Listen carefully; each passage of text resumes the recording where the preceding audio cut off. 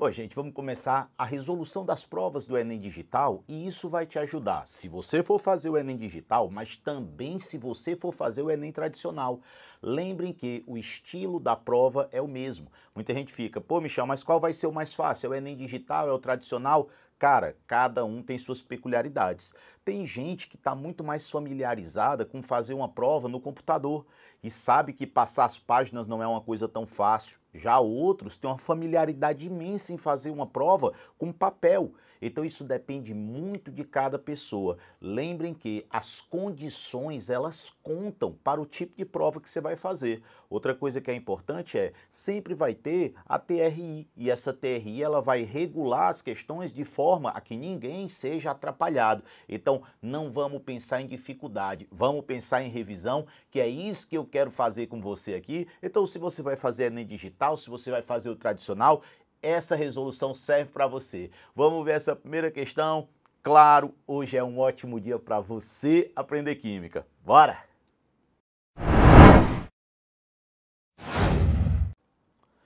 Gente, todas essas resoluções de questão, elas vão ajudar a fazer revisões. Então, olhem essa primeira que a gente vai fazer, que é uma questão de separação de misturas. Enem Digital 2020. As populares pilhas de zinco carbono, alcalinas e de Leclanché são compostas por um invólucro externo de aço, que é uma liga de ferro e carbono, um ânodo de zinco e um cátodo de grafita. Vamos dar uma parada só no seguinte? Ânodo é o local que sempre vai haver o processo de oxidação. Cátodo, que ele está dizendo que é a grafita, é o local onde vai haver o processo de redução. Então, no ânodo tem a oxidação e no cátodo tem a redução. De cara, tem uma lembrança para você ter aqui, ó. Falou pilha, você pode pensar em pão. Michel, o que é isso aí, ó? Pilha, ânodo, oxidação, e aqui o tio a gente vai representar dessa forma, ó, que vai lembrar para a gente que é o polo negativo. Então, na pilha, o ânodo é a oxidação e é o polo negativo. Então, o ânodo aqui é o polo negativo, o cátodo seria o polo positivo. Beleza. E um eletrólito, lembrar que eletrólito é uma solução que conduz corrente elétrica. Se você ouvir eletrólito, é porque eu tenho íons livres. Então, um eletrólito, eu tenho íons livres e permite lá a passagem de corrente elétrica. Ele diz que eu tenho MnO2 mais NH4Cl mais KOH. Vejam vocês que KOH é uma base, por isso que a pilha é alcalina, nada mais óbvio, às vezes a gente nem nota que a coisa é tão fácil. A pilha ela é alcalina quando ela tem uma base, que é uma substância alcalina. Ele diz que está contido numa massa úmida com carbono chamada de pasta eletrolítica. Os processos de reciclagem, quer dizer que eu vou reciclar para levar de novo aqueles materiais para a cadeia produtiva, geralmente propostos para essas pilhas usadas, tem como ponto de partida a moagem, trituração. Gente, lembrar que triturar é diminuir o tamanho. Isso é um processo físico. Eu não estou fazendo uma reação química, eu continuo tendo as mesmas substâncias, eu não transformei ninguém, eu apenas diminuí o tamanho. Então essa trituração nada mais é, bota na cabeça, que um processo físico. Na sequência, uma das etapas é a separação do aço. Olhem, toda vida que vocês ouvirem, eu vou separar. Separar é retirar e não é reagir. Então é processo físico. Então separar aqui, ó, é um processo físico.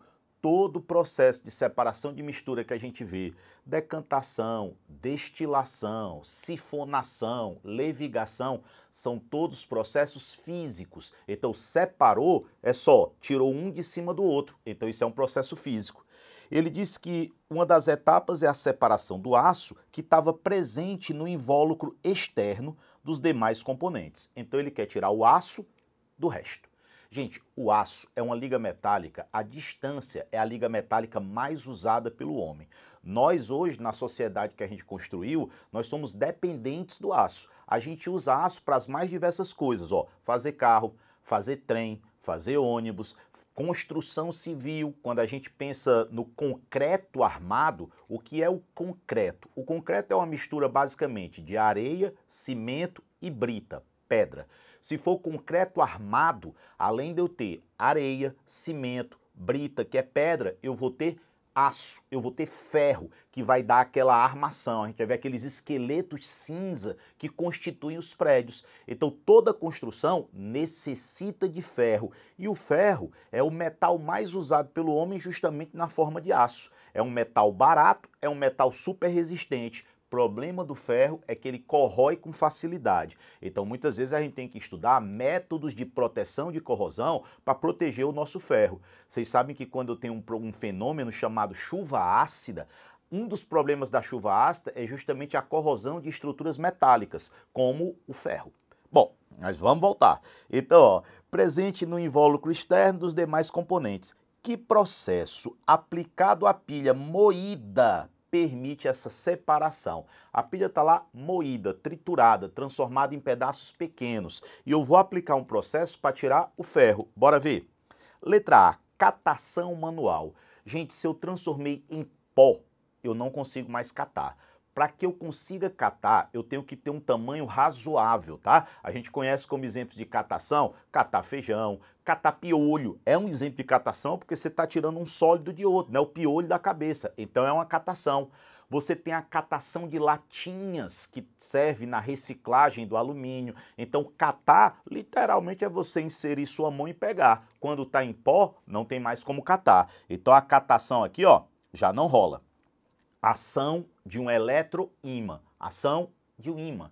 Gente, o que é um ímã? Um ímã é uma espécie que atrai materiais magnéticos, mais precisamente ferromagnéticos.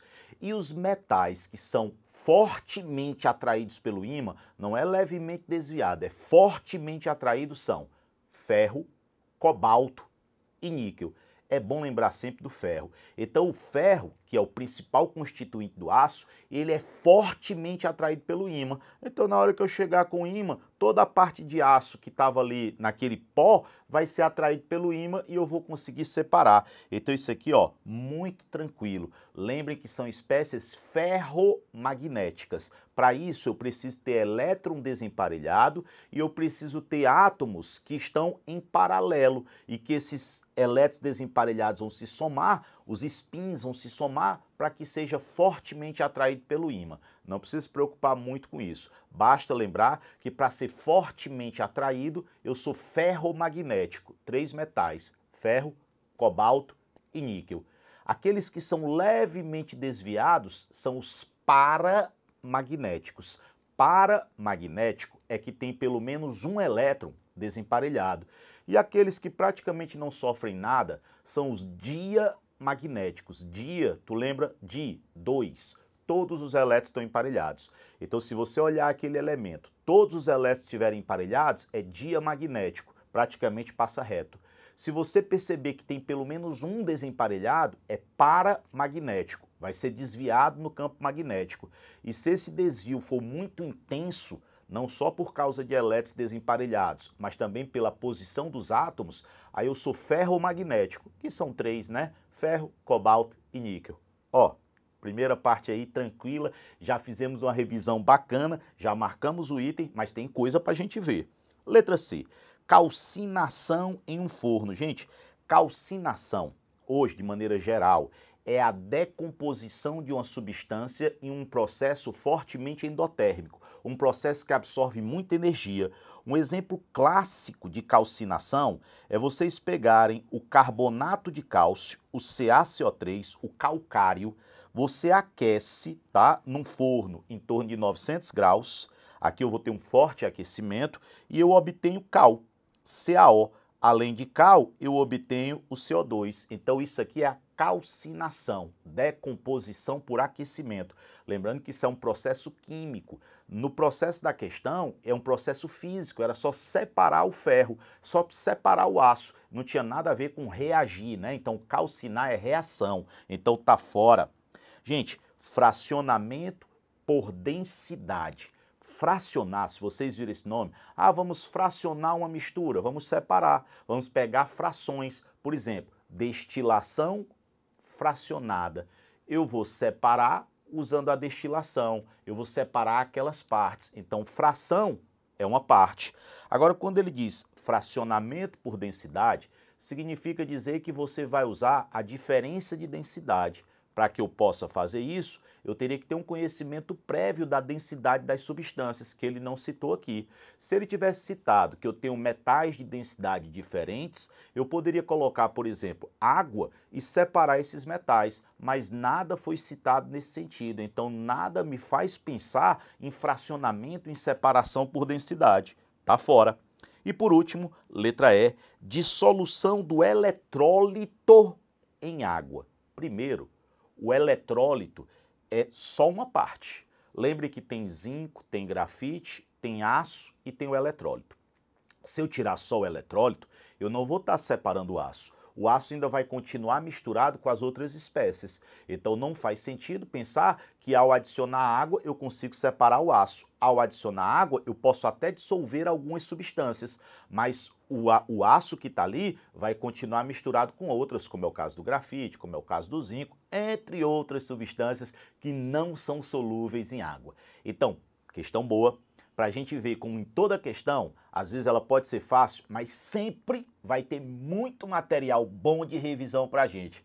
Ó, sempre lembrando, se você achou a resolução legal, vamos continuar vendo, porque vem muita resolução boa por aí. Não deixe de colocar o seu curtir, bota logo, não perde tempo. Se não está seguindo, segue a gente. Indica para um amigo seu que vai fazer a prova do Enem. Mas, sobretudo, eu espero que eu tenha ajudado e que você tenha aprendido muita coisa boa. Um beijo grande, a gente se vê já.